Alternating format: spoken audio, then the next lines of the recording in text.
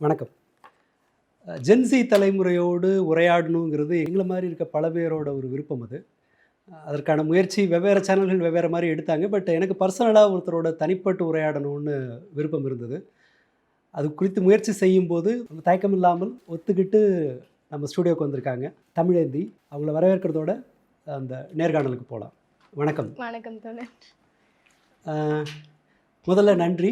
நாங்க இந்த மாரி என்னோட பர்சனலா எனக்கு ஒரு ஆசை இருந்தது. நம்மோட அடுத்த ஜென்ரேஷனோட ஒரு ஒரு ஒரு உரையாடல் ஒன்று வச்சுக்கணுன்றது.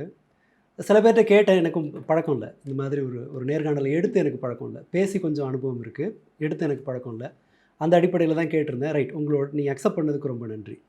எனக்கும் நேர்காணல் குடுத்து பழக்கம் இல்ல. அதனால ஓகே. கூப்பிட்டதுக்கு நன்றி ரைட், தோழர். பேலன்ஸ் ஆயிடுச்சுன்னு நெனைக்கிறேன். Thank you. நீங்க 1, 2 விஷயம். ஒருவேளை கேள்விக்கு பதில் தெரியல ம். அப்படின்னாலோ, இல்ல இது இது ஒரு மாரி பாதியில வேணாலும் கூட அந்த கேள்விய எடுத்துடலாம். நீங்க தயங்க வேண்டாம். உங்களுக்கு ஏதாவது கேள்வி கேட்டுச்சுன்னா திருப்பி கேட்கலாம். அதுக்கும் யோசிக்க வேணாம். ஒரு ஒரு சாதாரண டீ கடை கான்வர்சேஷன் லெவல்ல இருந்தா போதும் நமக்கு. ஓகேங்க. ஃபர்ஸ்ட் ஆஃப் ஆல் கேட்க விரும்பின கேள்வி, அந்த ஜென்ஸி மேல ஒரு குற்றச்சாட்டு இருக்கு. பொதுவா பெரியவங்கலாம் சொல்லுவாங்க இல்லையா? அந்த ஜென் எக்ஸோ அல்லது உங்க பாஷையில சொன்னா பூமர், ம். அந்த குரூப் இருக்கு இல்லையா? அவங்க பொதுவா அவங்க பேர்ல வைக்கிற முக்கியமான 3, 4 குற்றச்சாட்டு என்னன்னா, சீரியஸா எதுலயும் இருக்கிறதில்ல ம். அப்படிங்கிறது. அண்ட் ஒரு ஆழ்ந்த வாசிப்பு, அதாவது ஒரு விஷயத்த டீப்பா படிக்கிற பழக்கம் அவங்களுக்கு குறைஞ்சிருச்சு. பொறுமை இல்லை, ஆழ்ந்த வாசிப்பு குறைவா இருக்கு. ஒரு பெர்மனன்ட் ஒர்க் மேல அவங்களுக்கு ஒரு பெரிய பிடிப்பு இல்ல அப்படிங்கிற மாரி. இது இல்லாம இன்னும் சில இதெல்லாம் இருக்கும். அத நான் சேர்க்கல. ஏன்னா புள்ளிங்கோ கல்ச்சர் அது மொத்த பழியும் ஜென்ஸி மேல விழுது. அப்படி இருந்தாலும் கூட இது வந்து காமனா இருக்கிற ஒண்ணு. கொஞ்சம் அதாவது பெரிய பொறுப்புணர்வோடு இல்ல அப்படிங்கிறது, இந்த மாதிரியான குற்றச்சாட்டுகள்லாம் இருக்கு. அதுக்கு ஏதாவது உங்களுக்கு நீங்க சொல்ல விரும்புற பதில் என்ன? அது ஒரு கவுண்டர் கம்ப்ளைண்ட்டா கூட இருக்கலாம். பரவால்ல. இல்ல ரொம்பவே எங்ககிட்ட வந்து எல்லாருமே வந்து அட்வைஸ் குடுத்துட்டே இருந்தா, அது ஜென்ஸி பசங்களுக்கு பிடிக்காது. ஓகே. ஒரு விஷயம் பண்ண போறோம்னா, அது ரொம்ப ஒரு விஷயம் பண்ணிட்டு நான் போய் திருந்தி அடிபட்டு வந்துட்டு இப்ப நான் ஒரு சைக்கிள் ஓட்ட போறேன்னு வச்சுக்கோங்களேன். ம், என்கிட்ட வந்து ம். "வேணாம், எடுக்காத, விழுந்துருவ, அடிபட்டுரும்" சொல்லினே இருந்தா நீங்க எனக்கு பூமரா தான் தெரிவிங்க. ஓகே, நானே போறேன், போய் அடிபட்டு வாங்கின்னு வந்துடுறேன். ஓகே. ம், எனக்கு ஒரு ம். கஷ்டம்னா வந்து இங்க போய் கேட்கிறேன். எப்படி ஓட்டணும்னு நான் கத்துக்கிறேன். ஸ்டார்ட்டிங்லயே வந்து ரொம்ப அட்வைஸ் குடுத்துட்டே இருந்தீங்கன்னா, அது எங்களுக்கு இரிட்டேட் ஆயிடும். ஓகே. அதனால நாங்க அத பூமர்ன்னு சொல்லிடுவோம். ஸோ சீரியஸ்னஸ் இல்லன்னா, நாங்க ரிஸ்க் எடுத்து அந்த சீரியஸ தெரிஞ்சுக்கிறோம் அப்படின்ற விதத்துல இருப்போம். ட்ரையல் அண்ட் எரர்ல ஆமா. தெரிஞ்சுக்கணுங்கிற மாரி. அப்போ ட்ரையல் அண்ட் எரர்ன்னு சொன்னா அது எல்லா இடத்துலயும் இது சாத்தியம் இல்ல இல்லையா? பட் இந்த குற்றச்சாட்டு எதனால அவங்க சொல்றாங்கன்னு நினைக்கிறீங்க? சும்மா பிளாங்க்கா இந்த குற்றச்சாட்டு வருதுன்னு நினைக்கிறீங்களா? இல்ல இத சொல்றதுக்கு ஏதோ கொஞ்சம் கொஞ்சம் ரீசன் இருக்கு. இத சொல்லலாம்னு நினைக்கிறீங்களா? உங்களோட அபிப்பிராயம் என்ன? தப்பு சரின்னுலாம் இல்ல. என்ன தோணுதோ சொல்லுங்க. ரொம்ப அதாவது எப்பவுமே வந்து கருத்தியல் ரீதியா இந்த ஜெனரேஷன் பசங்ககிட்ட பேசினா அது பிடிக்க மாட்டுது. அதனால ஓகே. பூமர். எதையுமே வந்து இப்ப ஃப்ரெண்ட்லியா ஒரு டோன்ல சொல்லிட்டு போனா அதுக்கு ஒத்துப்பாங்க. ம், இதுக்கு ம், உட்கார வச்சு அத அட்வைஸ் குடுத்து ரொம்ப அவங்களோட எக்ஸ்பீரியன்ஸ்லாம் பகிர்ந்துகிட்டு அந்த அளவுக்கு ம். சொன்னா ஏறாது மண்டையில. ஒரு அதனால லாங் அவங்க பூமர். கான்வர்சேஷன் ஆமா. பிடிக்கல. இப்ப அரசியலா ரொம்ப நீங்க சிம்பிள். பேசினாலுமே ம். டப்புன்னு இப்ப என்ன நடக்குது? அத சொல்லி முடிச்சணும். ஓகே. வரலாறு சொல்றேன். ஆ. 1998 சொல்றேன்னு அப்படி எடுத்துட்டு போனீங்கன்னா, பசங்களுக்கு பிடிக்காம போயிடும். ஆனா அதனால எப்ப பார்த்தாலும் இவரு பிளேடு போட்டுட்டே இருப்பாருப்பா. இவரு ஒரு ஓகே. பூமர்ப்பா அப்படின்ற மனநிலைக்கு வந்துருவாங்க. ஓகே. ஆனா எனக்கு சந்தேகம் என்னன்னா, ஒரு ஒரு குறிப்பிட்ட அளவுக்கு ஹிஸ்ட்ரி தேவைதான் இல்லையா? நாம அத ம். ரெஃப்யூஸ் பண்ண முடியாதுல்ல. எந்த பாயிண்ட்ல அத தெரிஞ்சுக்குவாங்கன்னு நினைக்கிறீங்க? இப்ப வேண்டாம். ம். ஒரு ஒரு சாதாரண கான்வர்சேஷன்ல கரண்ட் இஷ்யூ மட்டும் சொன்னா போதும்னு அத எடுத்துக்கிட்டாலும் கூட, பட் வரலாற ஒரு ஒரு கட்டத்தில எல்லாரும் தெரிஞ்சுட்டு தான் ஆகணும் இல்லையா? எந்த சந்தர்ப்பத்தில நான் ஜென்ஸிட்ட வரலாற பேசலாம்? அப்போ எந்த ஒரு இப்போ இந்த விஷயம் நடக்கக்கூடாது. இதோட முக்கியத்துவத்த நீ தெரிஞ்சுக்கணும்னா, நாங்க அத தெரிஞ்சுக்க மாட்டோம். அத ஓகே, நாங்க ஃபேஸ் பண்ணும்போது, அந்த விஷயம் வரும்போது தான், ஓகே. அப்ப இப்படி ஒரு அரசியல் இருக்கா? அப்படின்ற நிலைமைக்கு நாங்க வரக்கூடிய இப்ப நீங்க எங்ககிட்ட வந்து பார்ப்பனர்கள் ஆதிக்கம் இந்த மாரி ஒரு மாட்டு இறைச்சிய ம், வச்சு ஒரு ம். அரசியல் நடக்குதுன்னு நீங்க சொன்னீங்கன்னா, எதுக்கு இத சொல்லிட்டு இருக்கீங்க? எங்க பார்வை பொறுத்தவரை எப்படி இருக்குன்னா, நான் பீஃப் சாப்பிடுறேன், நல்ல இடங்களுக்கு போறேன், எல்லாமே கடைகள்லாம் இருக்கு. சும்மா இத என்ட்ட பேசிட்டே இருக்காதீங்க அப்படின்னு இருக்கும். ம், நாளைக்கு ம். இப்ப திருவொற்றியூர்ல சமீபத்தில பார்த்தீங்கன்னா, மாட்டு இறைச்சி கடைகள ஆமாமா. தொறக்கக்கூடாதுன்ற மாரி ஒரு அராஜகத்தில ஈடுபட்டாங்க. ஸோ அந்த இடத்துல நான் வசிக்கும்போது, அத பார்க்கும்போது எனக்கு கோவம் வருது. அப்ப இதுக்கு பின்னாடி என்ன நடக்குது? இதுக்கு பின்னாடி என்ன இருக்குன்னு நான் யோசிக்கும்போது தான், எனக்கு அந்த வரலாறு பார்க்கணுன்ற ஒரு ஆர்வமே வருது. அதுக்கு முன்னாடி வந்து பேசுனீங்கன்னா, "என்ன இவங்க சும்மா இதையே பேசுறாங்களே!" அப்படின்ற நிலைமைக்கு வரக்கூடியதா இருக்கு. அப்போ ஓகே. அந்த பிரச்சனைய ஃபேஸ் பண்ணும்போது, கண்கூடா பார்க்கும்போது தான், இப்படியும் ஒரு அரசியல் இருக்கா? இப்படி ஒரு விஷயம் இருக்கான்ற மாதிரி இருக்கு. சரி. இப்போ ஒரு ம். கேள்வி. அப்போ வரலாறு பேசுறது, வரலாறு குறித்து சொல்றது பிடிக்கலங்கிறத நான் ஏத்துக்கிறேன். அது சரின்னு நினைக்கிறீங்களா, தப்புன்னு நினைக்கிறீங்களா அது ஹிஸ்ட்ரி? தெரிஞ்சுக்க வேண்டிய ஒரு விஷயம் தான். ஆனா ஓகே. இப்போ எல்லா ஜென்ரேஷன் பசங்களுக்கும் அதுல இன்ட்ரெஸ்ட் இருக்க மாட்டுது. ஓகே. எல்லாருமே வந்து ஒரு சினிமா, ட்ரெண்டிங் இப்போ ஏதாவது இப்போ நானும் நீங்களும் பேசிக்கணும்னா, இப்போ ரீசெண்டா ஒரு மேட்ச் நடந்து முடிஞ்சிச்சுன்னா, அத பத்தி நம்ம பேசணும். ட்ரெண்டிங்ல என்ன இருக்கோ அத நான் தெரிஞ்சுக்கலன்னா, அது எனக்கு அசிங்கம்னு பார்ப்பாங்க. ஒரு பசங்களுமே அப்படிதான். ஓகே. இப்போ திடீர்னு ஒரு மேட்ச் போச்சு 4 பேர் பேசுறாங்க. "டேய் அந்த கோல் அடிச்சா பாத்தியா? இவரு எலிமினேட் ஆனா பாத்தியான்னா?" எனக்கு தெரியலன்னா எனக்கு அது அசிங்கம். அப்போ நான் ட்ரெண்டிங்ல என்ன இருக்கோ அந்த விஷயம் நான் தெரிஞ்சுக்கணும். இப்படி இருக்கக்கூடிய சூழ்நிலையில நீங்க பழைய கதை வந்து பேசிட்டீங்கன்னா, அதுதான் கொஞ்சம் முரண்பாடான விஷயமா ஓகே. இருக்கு. அப்போ எனக்கு புரியிற மொழியில நீங்க ஃபேண்டஸியா என்கிட்ட வந்து ஒரு விஷயங்கள சொல்லணும்னு எதிர்பார்க்கிறோம். ஓகே. ம். இது இது ஒரு இது ஒரு டேமேஜ்ன்னு நினைக்கிறீங்களா? இது நார்மல்ன்றது உங்க அபிப்பிராயமா? அதாவது ம். ஹிஸ்ட்ரி எல்லாம் பேசக்கூடாது, ட்ரெண்டிங் மட்டும் தான் பேசணும். எனக்கு பிடிச்ச மொழியில நீங்க பேசணும் அப்படிங்கிறத நான் தப்புன்னுலாம் சொல்லல. ம். அது அது சரின்னு நினைக்கிறீங்களா? இல்ல அத மாத்திக்கொள்ள வேண்டியதுன்னு நினைக்கிறீங்களா? இல்ல அது இது இப்படியே இருந்தா என்னங்கிறது உங்க எண்ணமா? இப்போ எங்க ஜென்ரேஷன பொறுத்தவரையுமே, இப்போ ஓரளவுக்கு செட் ஆஃப் பசங்க வந்து இருக்குறாங்க. இந்த கருத்தியல் ரீதியா தெரிஞ்சுக்கிறது, வரலாற புக்ஸ் படிக்க ஆரம்பிச்சிருக்காங்க. ஆனா பெரும்பாலானவர்கள் எப்படி இருக்கிறாங்கன்னா, இதெல்லாம் போய் தேடணுன்ற அவசியம் இல்லாம இருக்காங்க. இப்போ நீங்க ம். மாடர்னா போய் சொன்னாலும் புரியாது. அப்போ அப்படி இருக்கக்கூடிய சூழ்நிலையில எப்படி சொன்னாலும் எங்களுக்கு புரியாது. ஓகே. அது அதுக்கு புதுசா ஒரு அணுகுமுறை நீங்க கண்டுபிடிச்சா தான் உண்டு இல்ல அப்படின்ற அணுகுமுறை கண்டுபிடிக்கணும்னு இல்ல. ம். இந்த சேஞ்ச் தான். அதாவது ம். வந்து அ ஆன்லைன் வெப்சைட்ஸ் எல்லாம் வாசிக்கிறதே இப்போ ஒரு 80% கிட்ட குறைஞ்சிருச்சுன்னு தான் தகவல்கள் சொல்லுது. ஏன்னா, இதுக்கு முன்னாடி ஒண்ண தெரிஞ்சுக்கணும்னா, நாம போயி ம். அது குறித்த செய்தி எல்லாத்தையுமே வாசிக்கணும். ஒரு நாவல் எழுதுறவரு ஒரே ஒரு குறிப்புக்காக இந்த நாவல் பேர மறந்துட்டேன். அமெரிக்காவுக்கு போயி, அங்க ம். 12,000 டாக்குமெண்ட்ட படிச்சு தான் தனக்கு வேண்டிய ஒரு டேட்டாவ எடுக்குறாரு. பட் இப்ப அப்படி அவசியம் இல்ல. ஏஐல தட்டிட்டு நீங்க உங்களுக்கு வேண்டிய தரவுகள ரொம்ப கிறிஸ்பா எடுத்துடலான்றதுனால, தேடி படிக்கிறதுங்கிறது குறைஞ்சிருக்கு தான். அது இது பண்றதுக்கு இல்ல. ஐ மீன் அந்த தேடுற பேட்டர்னே மாறியிருக்கு. காலம் வந்து வெறுமனே இளைஞர்கள் ஜென்ஸி மட்டும் மாறல. எல்லாமே தேடுற தான் பேட்டர்ன் மாறியிருக்கு. தாண்டி தேடுற விஷயங்களே மாறிடுச்சு. யாரும் விஷயம் அறிவுபூர்வமான விஷயங்கள யாருமே தேடுறது இல்ல. இப்ப ஆ. எல்லாரும் உங்களுக்கு தெரியும். ChatGPT கிட்ட என்னென்ன விஷயங்கள் வந்து நம்ம அறிவுபூர்வமா எடுத்துக்க முடியும்னு ம், தெரியும். ம். ஆனா எல்லாரும் கேட்கிற விஷயம் என்ன இருக்குன்னா, சொந்த கதை, சோக கதை. அது ஒரு ட்ரெண்ட் செட் பண்ணி விட்டுர்றாங்க. எல்லாரும் அது பின்னாடி போயிட்டு இருக்காங்க. இப்ப ChatGPT என் கையில இருக்குன்னா, அத எப்படி நம்ம வந்து ஒரு நாலேட்ஜ் கெயின் பண்ணது மூலியமா யூஸ் பண்ணிக்கலான்ற ஒரு யோசனை வர மாட்டுது. ஓகே. ஓகே எல்லாரும் சொந்த கதை, சோக கதைலாம் பேசுறேன். ட்ரை பண்ணி பார்ப்போம். அதுக்கே டைம் போறதே தவிர, யாருமே இருக்கக்கூடிய சோர்ஸ் எங்களுக்கு தேடி படிச்சு தெரிஞ்சுக்கணும் அப்படின்ற அவசியம் இருக்க மாட்டேது. ஏன்னா ஸ்கூல்ஸோட பேட்டர்னும் அப்படிதான் இருக்கு. இருக்கு. இப்போ நான் ஒரு காலேஜ் படிக்கிறேன்னா, எனக்கு அன்னைக்கு ஒரு ஹோம்வொர்க் குடுத்துருப்பாங்க. இல்ல எனக்கு ஒரு ஒர்க் இருக்கும், எக்ஸாம் வரும். அத மட்டும் படிச்சா போதும். எதுக்கு தேவையில்லாத விஷயம்லாம் படிக்கணும் அப்படின்ற நிலைமைக்கு அவ்ளோ எங்களுக்கு அந்த பர்டன் இருக்கிற மாரி ஃபீல் ஆகும். ஓகே. ம். டாக்டர் சிவபாலன் இளங்கோவன் ம். சென்னையில ஒரு முக்கியமான சைக்கியாட்ரிஸ்ட். அவர் ஒரு முன்னாடி ஒண்ணு எழுதியிருந்தாரு. ம். அவரு காலேஜஸ்ல போய் மாணவர்களோட பேசும்போது, பசங்க அ எனக்கு ஃப்ரெண்ட்ஸ விட ChatGPT கன்வீனியன்ட்டா இருக்கு. ம். என்னோட கஷ்டங்கள அதுகிட்ட சொல்றதுக்கு. ஏன்னா, அது என்ன கேலி பண்ணாது. அப்புறமா சொல்லி காட்டாது. என்ன கைண்டா என்ன கிண்டல் பண்ணாம எனக்கு என்கிட்ட வந்து ப்ராப்பரா எனக்கு ரெஸ்பாண்ட் பண்ணுது அப்படின்னு சொல்லியிருந்தாரு. இந்த போக்கு இருக்கா ஆமா. மாணவர்கள்ட்ட? நிச்சயமா இருக்கு. இப்போ திடீர்னு ஏதாவது ஒரு அவங்க பர்சனல் விஷயத்துல ஏதாவது ஒரு பிரிவு ஏற்பட்டுச்சுன்னா கூட, அத கொண்டு வந்து ChatGPT கிட்ட அவங்க எல்லாமே ஷேர் பண்ணிக்கிறாங்க. இப்ப சமீபத்தில வடமாநிலத்தில ஒரு நியூஸ் வந்துச்சு. ம். அவங்க மனைவி இறந்துட்டாங்க போல. ரொம்ப நாளாவே அவங்க மனைவியா நினைச்சு ChatGPT கிட்ட பேசிட்டு வந்திருக்காரு. நான் உன்கிட்ட எப்படி வருதுன்னு கேட்கும்போது, "நீ செத்துரு என்கிட்ட வான்னு" ஓகே. சொல்லிச்சு போல. அவர் உயர்ந்தே போயிட்டாரு. அந்த அளவுக்கு ஒரு கனெக்ஷனோட இருக்கிறாங்க. ஏன்னா சில விஷயங்கள ஃப்ரெண்ட்ஸ் கிட்டயும் சொல்ல முடியல. ஓகே. இந்த ஜெனரேஷன்ல யார்கிட்ட போய் சொல்றத நம்ப முடியல. அப்படின்ற பட்சத்தில ஆனா அது தவறான போக்கா தான் நான் பார்க்குறேன். ஏன்னா ஆனா, அது ஒரு பெரிய ஷிஃப்ட் மாரி தான் தெரியுது. ஏன்னா, ஒரு இதுக்கு மேபி ஜென் எக்ஸ் அதுக்கு ம். முன்னாடி இருந்த தலைமுறையா இருந்தா கூட, அவங்க எதா இருந்தாலும் நண்பர்கள்ட்ட பகிர்ந்து ரொம்ப பாதுகாப்பான ஒரு இடமா ம். ஃப்ரெண்ட்ஸ தான் கருதிட்டு இருந்தாங்க.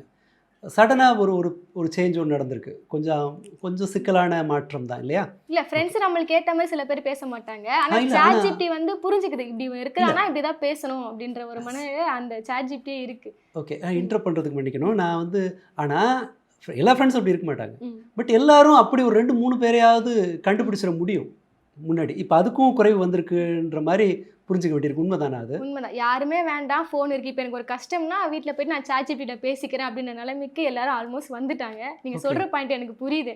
ஓகே. எல்லாருமே வந்து ஒரு இயந்திரத்த நம்பி போகாம, நம்மளுக்குன்னு ஒரு மனுஷங்க கூட இருக்கணும். ஒரு அன்ப ம். தேத்தி வச்சுக்கணுன்ற அளவுக்குலாம் யாருக்குமே இல்ல. ஓகே. போதும் நான் உனக்கு எக்ஸ்பிளைன் பண்ணி, அவன் என்ன வந்து ஜட்ஜ் பண்ணுவான். அதெல்லாம் எனக்கு தேவையில்ல. இங்க ஒரு இயந்திரம் என்ன ஜட்ஜ் பண்ண மாட்டுது. சொல்றதெல்லாம் கேட்டுட்டு எனக்கு ஆறுதல் சொல்லுது. இதுவே போதுன்ற அளவுக்கு போயிடுறாங்க. அப்போ அதுதான் உண்மை. க்ளோஸ் ஃப்ரெண்ட்ஷிப் ம். ஆக்சுவலா சில தரவுகள் இருக்கு. ம். ரிசர்ச்சஸ் இருக்கு. அ கடந்த ம். 25 வருஷத்துல க்ளோஸ் ஃப்ரெண்ட்ஸோட எண்ணிக்கை பாதிக்கும் கீழ குறைஞ்சிருக்குன்னு சொல்லி, அது நம்ம ஊர்ல எடுத்ததில்ல. ம். மேலை நாடுகள்ல எடுத்தது. பட் அது இங்கேயும் பொருந்தும் தான். ஆமா. சொல்லியிருந்த அதே விஷயங்கள் நெருங்கிய தான் நட்பு இங்கேயும் குறைவா நீடிதாகும். இருக்கு. அரசியல் ரீதியா ம். ஒரு கேள்விக்கு வருவோம். டெல்லியில இந்த கரப்பான்பூச்சி ஜனதா கட்சி ஒரு பெரிய போராட்டம் ஒன்று நடத்தியிருக்காங்க. பங்கேற்றது எல்லாமே ரொம்ப இளைஞர்கள், பள்ளி மாணவர்கள் வந்திருக்காங்க. வந்து போலீஸ்காரங்க அடிக்கும்போது அதை தாங்கிட்டு ஒருத்தர் நிற்கிறாருனால அதை நான் அந்த காட்சியை நம்பவே முடியல.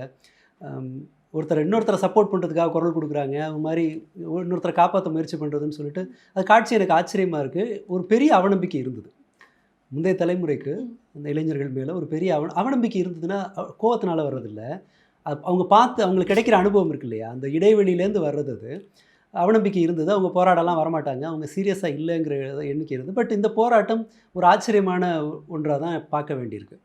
பட் அந்த வந்துட்டாங்கன்னா வடக்கன்ஸ் அப்படின்ற வார்த்தையை ட்ரெண்ட் பண்ணி விட்டாங்க. அவன் வடக்கையன் அப்படிதான் இருப்பான் அப்படின்ற மாதிரி கொண்டு வந்துட்டாங்க. பட் அங்கே தான் ஒரு பெரிய ரெவல்யூஷனுக்கான இது ஐ மீன் ஃபுல்லாக அது ரெவல்யூஷன் ஆகுமான்னு தெரியாது.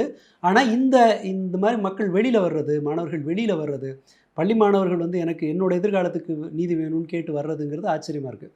பட் அந்த மாதிரியான ஒரு அது குறித்த பெரிய அவேர்னஸும் தமிழ்நாட்டில் இல்லை. அந்த போராட்டம் அந்த மாதிரி ஒரு போராட்டம், ஏன்னா எல்லா பிரச்சனையும் இங்கே இருக்குது. உங்களுக்கு நீட் இங்கே இருக்குது, பிரச்சனை இருக்குது, மற்ற போட்டித் தேர்வு பிரச்சனை இருக்குது, கல்வி வந்து இன்வாலிடாக போயிட்டு இருக்க மாதிரியான ஒரு அந்த சூழல் இங்கே பிரச்சனை இருக்குது, வேலைவாய்ப்பு தமிழ்நாட்டில் இந்த பிரச்சனை, எல்லா பிரச்சனையும் தமிழ்நாட்டில் இருக்கும்போது காக்ரோச் ஜனதா பார்ட்டி ஒரு போராட்டத்தை அங்கே ரொம்ப வீரியமாக செய்யும்போது தமிழ்நாட்டில் ஏன் அது வரலைன்னு நினைக்கிறீங்க? மேபி உங்கள் சரௌண்டிங்லேருந்து அதுக்கான பதில் தேட முடியும். என்னோட சரௌண்டிங்கை பொறுத்த வரையுமே இப்படி ஒரு போராட்டம் நடக்குதா அப்படின்னு கேட்டிங்கன்னா யாருக்குமே தெரியாது. இப்போ ஃபோன் எடுத்து நான் ரீல்ஸ் பார்க்குறேன்னா ஜனக ரிலீஸ் ஆக போகுதுன்னு சொல்லிட்டு அதை கொண்டாடக்கூடிய 4 ரீல்ஸ் வரும். அதுக்கிடையில் ஒரு ரீல் வந்து இந்த மாதிரி சிஜேபி கட்சியினர் வந்து அடிக்கிறாங்களே, அந்த வீடியோ பார்த்தா இவனுங்க என்னடா பண்ணிட்டு இருக்காங்க, வடக்கில் சும்மா சண்டை போட்டு தள்ளி விட்டுட்டு போயிட்டு இருக்காங்க. இப்போ அவனோட ஒட்டுமொத்த எதிர்பார்ப்பு எதை நோக்கி போகுதுன்னா ஜனகன் ரிலீஸ் போகுது. ஏன்னா இப்போ இந்த பிரச்சனைலாம் நான் தமிழ்நாட்டு மாணவர்களுக்கு தெரியுமா இல்லையான்றதே ஒரு விஷயமா இருக்கு. ஏன்னா யாரெல்லாம் நீட் படிக்கிறாங்களோ அவங்களுக்கான பிரச்சனையா இதை பார்க்குறாங்க.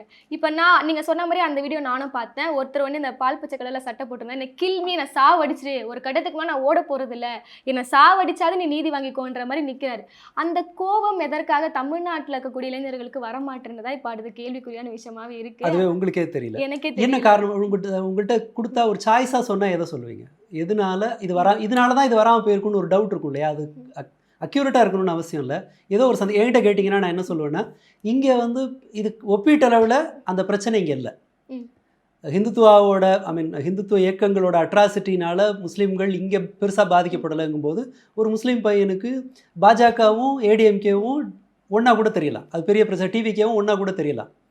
அதே போல் அங்கே வந்து சொத்து பத்தெல்லாம் விற்று ஒரு குடும்பத்தில் ஒருத்தன் தான் படிக்க முடியுங்கிற ஒரு நிலைமை இருக்கிற கஷ்டம் இங்கே இல்லை. எல்லாராலையும் ஏதோ ஒரு வகையில் கடன் வாங்கி ஏதோ ஒன்று படிக்க வச்சிட முடியுது. இந்த கம்ஃபர்ட் தான் காரணங்கிறது என்னோட நம்பிக்கை, அபிப்பிராயம். அது சரியாக இருக்கணும்னு அவசியம் இல்லை. அந்த மாதிரி உங்களுக்கு ஏதாவது டவுட் ஏதாவது தோணுதா இதில்? அங்கே வந்து இந்த காரணம்னு சொல்கிறேன், டவுட் நான் அப்புறமா கேட்குறேன். இப்போ என்னென்னா அரசியல் படுத்துறதுக்கு எங்களுக்கு யாருமே இல்லையோ அப்படின்ற சூழ்நிலை இப்போ இருக்குது. ஏன்னா இப்படி ஒரு விஷயம் நடக்குதுன்னா எங்களுக்கு தெரியாது, மாணவர்கள் யாருக்காக போராடுறாங்க, யார் எதிர்த்து போராடுறாங்க விஷயமே தெரியாது. அவங்க ஏதோ ஒரு எக்ஸாம் அவங்க போராடுறாங்க நம்ம நிலையை தான் இப்போ இருக்குது. ஏதோ ஒருத்தர் மூலியமாக எங்களுக்கு இப்போ திடீர்னு யாராவது சொல்கிறாங்கன்னா அதை கேட்கறதுக்கும் எங்களுக்கு டைம் கிடையாது. சரியாக ஒரு விஷயம் நடக்கும் போது எங்களை அரசியல் படுத்தாமல் விட்டுட்டாங்க. திடீர்னு வந்து ஒரு அரசியல் திணிக்கும் போது எங்களுக்கு புரிஞ்சுக்க முடியல, எங்களுக்கு அதை புரிஞ்சுக்க தேவையும் இல்லைன்ற நிலை தான் இப்போ இருக்கு. யாரும் அரசியல் படுத்தல, அதுதான் ஒரு காரணம். இந்த பாயிண்ட்டை நான் எடுத்துக்கிறேன், அது முழுக்க அதில் எந்த விமர்சனமும் இல்லை, அதை நான் அப்படியே எடுத்துக்கிறேன். அதை டிஸ்கஸ் பண்ணலாம் எதனால் அப்படி ஆச்சுங்கிறது. பட் இந்த குற்றச்சாட்டை நான் ஏற்றுக்கிறேன். பட் இதே இடத்துல டிவிகேயால் ஒரு பாலிடிக்ஸ் பண்ண முடியுதே, அவங்களால ஜென்சி தான் சொல்லலை, அது ஒரு முக்கியமான குற்றச்சாட்டு. அது ஏன் உங்கள் தரப்புலேருந்து பதில் வரலன்னு, உங்கள் தரப்புனா இளைஞர்கள் தரப்புலேருந்து பேரனை ஸ்கூலுக்கு அனுப்புகிற பாட்டிங்க கூட எங்கள் அண்ணன் விஜய்ன்னு சொல்லிட்டு பேசுகிறாங்க. வயசானவங்க வரைக்கும் எல்லா செக்ஷனும் பண்ண டேமேஜுக்கு பழியை ஜென்சியும் லேடிஸும் சுமக்கிறாங்க. அதுதான் உண்மை. பட் அங்கேருந்து பெருசாக அதுக்கு மறுப்பு வரல, அதன் பிறகு சொல்கிறேன். பட் இந்த இடத்துல அரசியலே திமுகவும் அதிமுக கம்யூனிஸ்ட் எல்லாம் அரசியல் படுத்தாத ஒரு செக்ஷனில் டிவிகேயால் தன்னோட அரசியலை கொண்டு வர முடியுது. அது எப்படி சாத்தியமாச்சுன்னு நினைக்கிறீங்க? இப்போ என்னன்னு பார்த்தீங்கன்னா கடந்த ஆட்சி காலங்களில் இந்த குற்றச்சாட்டுகள் எதுவுமே வைக்கல எதிர்கட்சிகள். பழைய ஆட்சி காலங்களில் ஒரு குறைபாடு இருக்குன்னா அதை சரி பண்ணக்கூடிய விளைவுகள் அவங்க இருந்திருந்தாங்க. ஆனால் இன்னைக்கு டிவிக்கு ஆட்சிக்கு வந்த அப்புறமா பார்த்தீங்கன்னா கடந்த ஆட்சி காலங்களில் இவ்வளோ ஊழல் நடந்திருக்கு, இவ்வளோ குற்றச்சாட்டுகள் இருக்குன்னு சொல்லிட்டு வெளிப்படையாக சொல்கிறாங்க. இவ்வளோ நாளாகவே அரசியல்னா என்னன்னு தெரியாது, தொகுதிகள் எத்தனை இருக்குன்னு கூட தெரியாது, தேர்தல்லாம் என்னன்னே தெரியாது. அப்போது திடீர்னு நாங்கள் அரசியலுக்குள்ளே குதிச்சிருக்கோம், தேர்தல்னா இப்படி தான், அமைச்சர்கள் எல்லாமே எங்களுக்கு தெரியுது, விமர்சனங்கள் மூலியமாக தெரியுது. அப்போ இந்த அரசு என்ன பண்ணுறாங்கன்னா எங்களுக்கு அவங்கள கெட்டவங்களா காட்டுறாங்க, இவ்வளோ நடந்திருக்குன்னு சொல்லி புரியுது. அப்போ இங்கே இருக்கக்கூடிய மாணவர்களுக்கு இளைஞர்களுக்குமே ஒரு கோவம் வருது.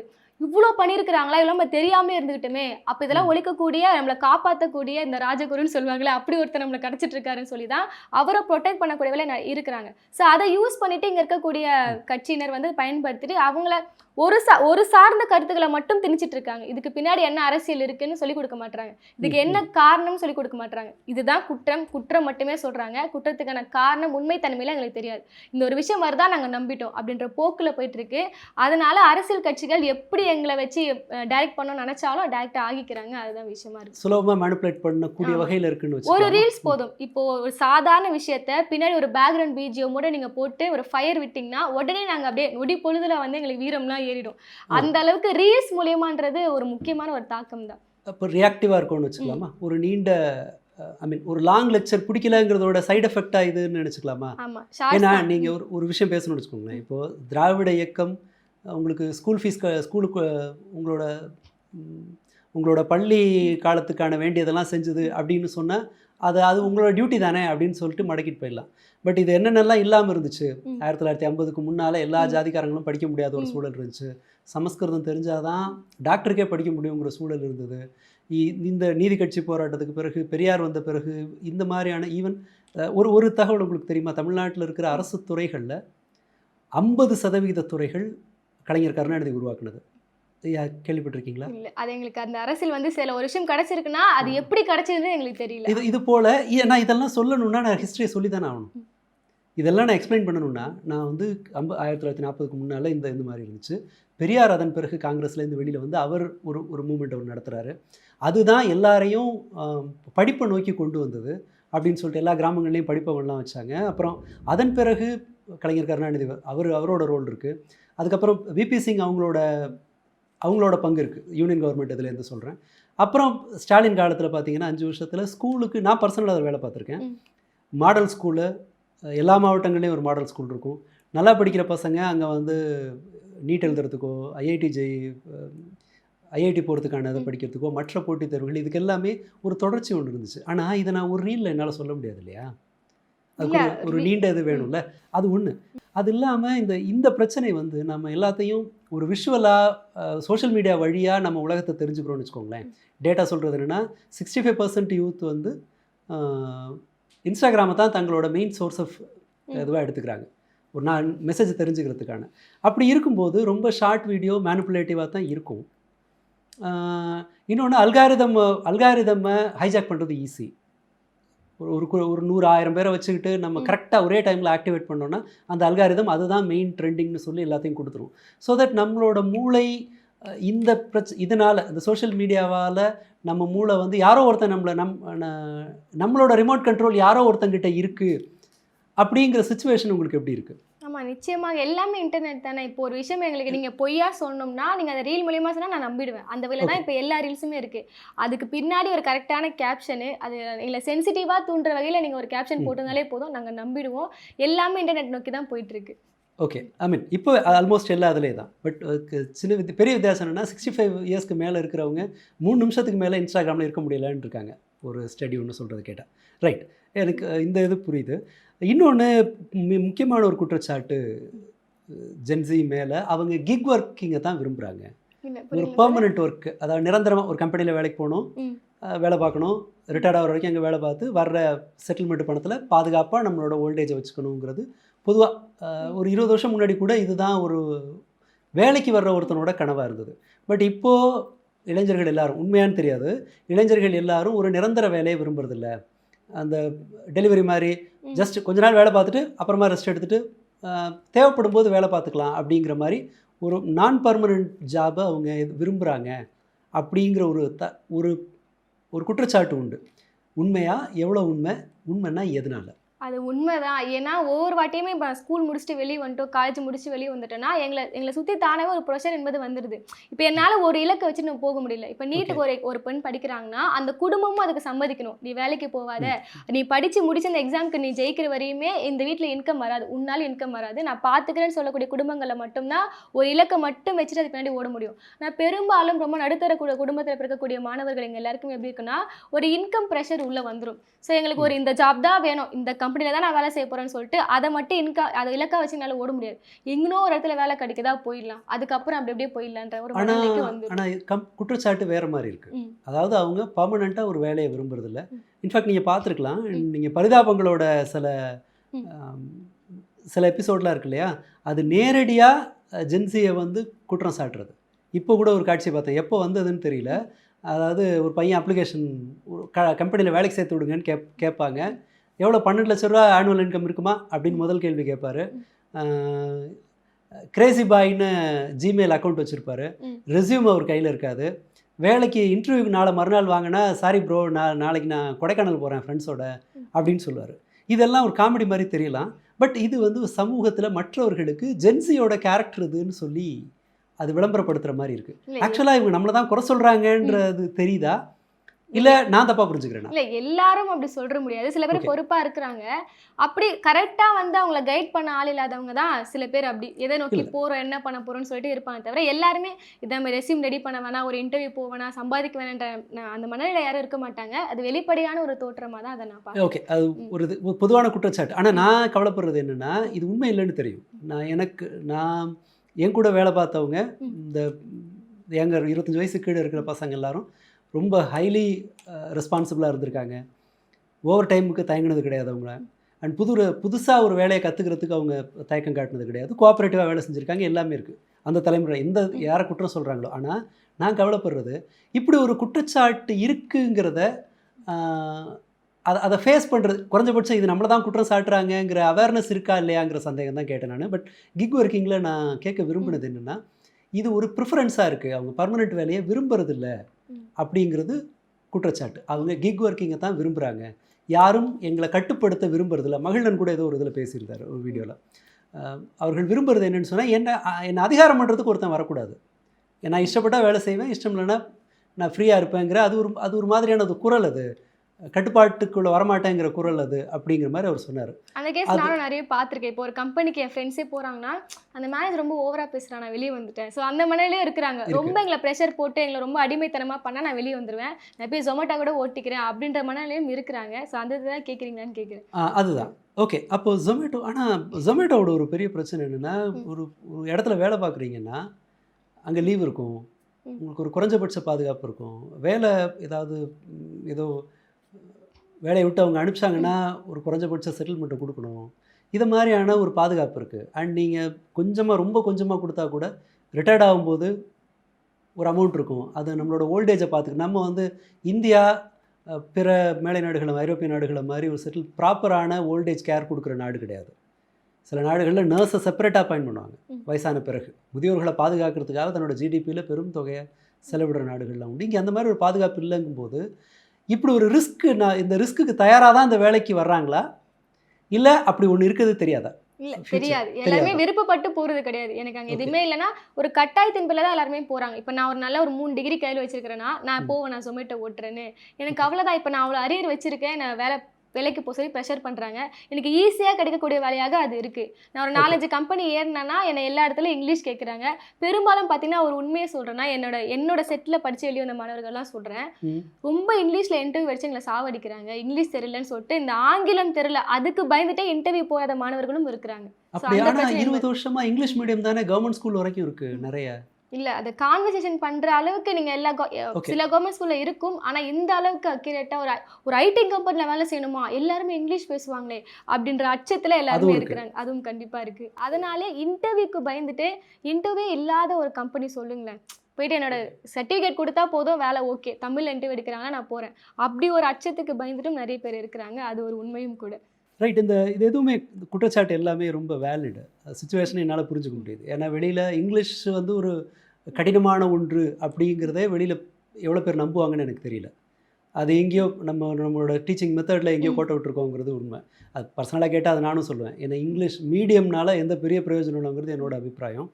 பட் இப்போ இந்த மாதிரியான இந்த 2 பெரிய முரண்பாடு இருக்கு இல்லையா, நீங்கள் உங்களுக்கு முந்தைய தலைமுறையை பற்றி புரிஞ்சுக்கிறது ஒரு மாதிரி இருக்குது, அவங்க உங்களை பற்றி புரிஞ்சிட்டு இருக்கிறது வேறு மாதிரி இருக்குது. 2 பேரும் கண்ணை கட்டிட்டு சண்டை போடுற மாதிரியான ஒரு சூழலில் இருக்கிற மாதிரி தெரியுது. யார் மீதும் ரொம்ப ஒரு ஒரு ஓவர்வியூவில் சொன்னோன்னா அந்த தரப்புக்கு எதுக்கு மேலே திருப்தி இல்லை, இவர்களுக்கு அவங்க மேலே நம்பிக்கை இல்லைன்னு ஒரு முரண்பாடு இருக்குது. இந்த சூழ்நிலையில் உங்களுக்கு முந்தைய தலைமுறைகிட்ட நீங்கள் ஏதாவது ஒரு 2 விஷயம் கேட்கணுன்னா 2ஓ 3ஓ நீங்கள் இதெல்லாம் மாற்றிக்கிங்க, இதெல்லாம் புரிஞ்சுங்கன்னு கேட்குற மாதிரி இருந்தால் நீங்கள் எதை கேட்பீங்க? ஒரு ஒரு ஒரு இளம் தலைமுறையோட ஜென்சியோட ஒரு ரெப்ரசன்டேட்டிவாக இதெல்லாம் கேட்கணும்னு உங்களுக்கு ஒரு வாய்ப்பு இருந்துச்சுன்னா நீங்கள் எதை கேட்பீங்க? ரொம்ப கம்ப்ளைண்ட் பண்ணிட்டே இருக்கக்கூடாது ஒரு விஷயம் நடந்துச்சுன்னா. ரொம்ப ஷார்ட் அண்ட் ஸ்வீட்டாக எங்களுக்கு சொல்லிட்டு போயிடணும். சும்மா கம்ப்ளைண்ட் பண்ணுறேன், நீ இப்படி தான் ஒரு விஷயம் நடந்துச்சுன்னா ஜட்ஜ்மெண்டலாக இருக்க வேண்டாம். ரொம்ப ஜட்ஜ்மெண்ட், இவன் இப்படி பண்ணிட்டாலே, இவன் இப்படி தான், எனக்கு ஃப்ரெண்ட்ஸோட போயிட்டாலே, அவன் ஊர் சுற்றுறான். ஸோ இந்த மாதிரி ஒரு விஷயத்தை வச்சு கொண்டு அந்த கேரக்டரை வச்சு பேசுனீங்கன்னா நீங்கள் எப்போ நீங்கள் பேச்சுவார்த்தைக்கு வந்தாலுமே நான் உங்ககிட்ட காம்ப்ரமைஸே ஆக மாட்டேன். நீங்கள் இப்படி தானே பேசுறீங்கன்ற அளவுக்கு நான் அப்படியே போயிடுவேன். ஸோ தொடர்ந்து கம்ப்ளைண்ட்ஸ் வச்சு வச்சு அந்த பையனை அப்படியே அடக்குனீங்கன்னா அந்த பேச்சுவார்த்தை என்பது இருக்காது. அதனால பேசணுன்ற ஐடியாவே எங்களுக்கு வராது. உங்க கூட அவங்க அப்படிதான் சும்மா கம்ப்ளைண்ட் பண்ணுவாங்கன்ற விதத்துல வந்துடும். ஜட்ஜ்மெண்டலாக இருக்காதீங்க. ஜட்ஜ்மெண்டலாக இருக்காதீங்க. எதில் எங்களுக்கு ஏதாவது திருத்தணும்னு நினச்சிங்கன்னா அதை எங்களை ஜட்ஜ் பண்ணாமல் சொல்லிட்டு போயிடுங்க அப்படின்றதான் ஒரு கோரிக்கையாக இருக்குமா? வேறு ஏதாவது? இல்லை, வேறு ஏதாவது தெரியல. இல்லை, அது அவங்க நடந்துக்கிற முறையில் மற்றதில் சொல்கிறேன். அல்லது மிஸ் பண்ணுறது நீங்கள் சொன்னீங்க இல்லையா, அரசியல் படுத்தலைன்னு சொல்லிட்டு. இப்போ ஒருவேளை இப்போ நாங்கள் அரசியல் உங்களுக்கு அரசியலை பேச விரும்புகிறோன்னு சொன்னால் எப்படி, எந்த மாதிரி அதை அந்த கம்யூனிகேஷன் இருக்கணும்னு நினைக்கிறீங்க? இல்லை, இப்போ இருக்கக்கூடிய அரசியல் வச்சு எங்களுக்கு சொல்லணும். ரொம்ப அவர் எப்படி ஆரம்பிச்சாரு தெரியுமான்னு சொன்னீங்கன்னா எனக்கு தெரியாது. இப்போ இவர் பண்ணார்ல, அன்னைக்கு அவர் இதை பண்ணார், இதை பண்ணலன்னா இதை நடக்கும் அப்படின்ற மாதிரி ஷார்ட்டா. இப்போ இன்னைக்கு விஜய் அவர்கள் நீட் தேர்வுக்கு பேச மாட்டார். ஆனால் அன்னைக்கு கடந்த ஆட்சி காலத்தில் என்ன பண்ணாங்க, அப்பப்போ எல்லாமே ஒரே நேரத்தில் வந்து திணிச்சிங்கன்னா எங்களுக்கு பிடிக்காது. அதனால கொஞ்சமா உடனேலாம் அரசியல் கற்றுக்க மாட்டாங்க. நாங்கள் உள்ளே வரணும், தெரிஞ்சுக்கணும்னு நினைக்கணும். ஒரு விஷயத்தை நீங்கள் அப்படியே எங்களுக்கு ஒரு சஸ்பென்ஸாக வச்சுட்டு போனீங்கன்னா அப்புறம் எங்கள் கேட்கும்போது சொல்லுங்க அப்படின்ற மனநிலைக்கு வருவோம். இப்போ நாங்கள் பிஸியாக ஃபோன் யூஸ் பண்ணிகிட்டே இருக்கோம். அப்போ என்னை கூப்பிட்டு உட்காரிச்சு வா அரசியல் சொல்கிறோன்னா நாங்கள் கற்றுக்க மாட்டோம். அதுக்குன்னு ஒரு டைம் ஒதுக்கி அந்த மாதிரி இருந்தால் தான் அது முடியும்னு நினைக்கிறேன். ஓகே, அப்போது அது ஒருவேளை இப்படி செஞ்சால் ஒரு லாங் கான்வர்சேஷனுக்கு தயாராக இருப்பாங்கங்கிறதா, இல்லை எப்போதுமே இந்த ஃபார்மேட்டில் தான் கான்வர்சேஷன் இருக்கணும்னு நினைக்கிறீங்களா? இல்லை, இப்போ என்னை பொறுத்தவரையுமே எல்லாருமே டிவிக்கேவை ரொம்ப நம்புறாங்க. ஸோ அவங்க நம்ம திட்டுறது மூலியமாக நீங்கள்லாம் ஒரு அணில்ரா தற்கூரிகான்னு திட்டுறீங்கன்னா அது என்ன அரசியல் தெரிஞ்சுக்க கூட அவங்க விரும்ப மாட்டாங்க. அதனால அதுக்கு பின்னாடி என்ன விஷயம் இருக்குன்னா, அவங்கள திட்டாமல் நீங்கள் ஒரு விஷயத்த சொல்லணும். நீங்கள் முட்டாள்ரா, நீங்கள் முட்டாளு, நான் உன்னை தெளிவுபடுத்துறேன்னு கூப்பிட்டீங்கன்னா வரமாட்டாங்க. ஓகே, அதனால அவங்க வழியிலேயே போயிட்டு அவங்களுக்கு என்ன அரசியலோ அப்படி கற்றுக் கொடுங்கன்னு சொல்கிறேன். இல்லை, அவங்க வழின்னா எது நான் தெரிஞ்சுக்கிறதுக்காக கேட்குறேன். நான் மடக்கிறதுக்கு முயற்சி பண்ணலை. அவங்க வழிங்கிறது தெரியாமல் தானே இப்போ எனக்கு தெரிஞ்ச வகையில் தான் நான் பேச முடியும். அவர்களுடைய வழின்னா எது? இப்போ நான் நேரடியாக வந்து இப்போ ஜனநாயகன் படத்துக்கு நான் சப்போர்ட் பண்ணுறேன், விஜய் அவர்கள் நீட்டுக்கு பேசணும்னு எனக்கு கேட்டிங்கன்னா என்கிட்ட வந்துல திடீர்னு எனக்கு பிடிச்ச சட்டையை பிடிச்சி என்னடா நீ ஆட்டம் ஆடி எனக்கு ஜனநாயகன் அந்த போடா சிஜிபி டெல்லி அந்த மாதிரி பிரச்சனை நடந்துட்டு இருக்கு, அதை பற்றி ஒரு போஸ்ட் போடுறேன்னா நீங்கள் இது என்னோட வழி கிடையாது. நாளே தள்ளிப்போ, நான் அப்படி தான் பண்ணுவேன், எனக்கு தலைவர் படம் வந்திருக்கு, நான் அந்த மாதிரி பண்ணுவேன். ஸோ அது எனக்கு ஒரு வழிமுறைகள் இருக்குது, அது எனக்கும் கரெக்டாக சொல்ல தெரியல. ரொம்ப அடக்குமுறைகளாக திட்டி என்னை முட்டாள்னு சொல்லி ஒரு விஷயத்த நீங்கள் கற்றுக்கோன்னு கூப்பிட்டிங்கன்னா நான் வரமாட்டேன். அதுதான் இப்போ இருக்கக்கூடிய ஜென்ரேஷனோட நிலைமையாக இருக்குது. ஸோ அதாவது தயாராக தான் இருப்பாங்கங்கிறது உங்களோட.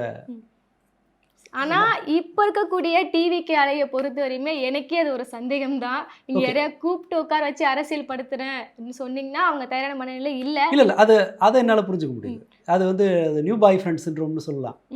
அதாவது நியூ பாய் ஃப்ரெண்டு சும்மா ஒரு வார்த்தைக்காக சொல்கிறது, அது ஐதர் இப்படியும் இருக்கலாம். நியூ பாய் ஃப்ரெண்ட் கேர்ள் புதுசாக காதல் வாய்ப்படும் போது ஒருத்தருக்கு லவ் அக்செப்ட் பண்ணும்போது அவங்க பண்ணுற தப்பெல்லாம் நமக்கு தெரியாது. இன்ஃபேக்ட் எல்லாமே நல்ல மாதிரி தான் தெரியும். ஒரு குறிப்பிட்ட காலத்துக்கு அப்படி தான் இருக்கும். அந்த எக்ஸைட்மெண்ட்டை புரிஞ்சுக்க முடியுது. நம்ம அது இல்லாத மற்றதை தான் பேசுகிறோம். ஒரு கட்சிக்கு ஒப்பு கொடுத்தவர்கள் வந்து அப்படி தான் கொஞ்ச நாளைக்கு இருப்பாங்க. இல்லை, இப்போ டிவிக்கு ஓட்டு போட்ட நிறைய பேர் தவறு பண்ணிட்டோன்ற மனநிலைக்கு வந்திருக்காங்க. எப்போ கரண்ட் இல்லை ரோட்டு வந்து நின்றுட்டாங்களோ அவங்க கிட்ட போய் அதை பேசும்போது அதை அவங்க புரிஞ்சுப்பாங்க. ஸோ அந்த பாதிப்பை உணர்ந்தவங்க கிட்ட போய் நீங்கள் அரசியல் பேசும்போது ஈஸியாக போயிடும். நாங்கள் தான் அப்படின்னு இருக்கிறாங்களே அவங்க கிட்ட போய் பேசும்போது அது கஷ்டமாக இருக்கும் அப்படின்னு சொல்லிட்டு. சரி, ரொம்ப நன்றி. இது ஒரு முக்கியமான உரையாடல் நினைக்கிறேன். நான் ஃபர்தராக வாய்ப்பு இருக்கும்போது வேறு விஷயங்களையும் விவாதிக்கலாம். நன்றி. தேங்க்யூ.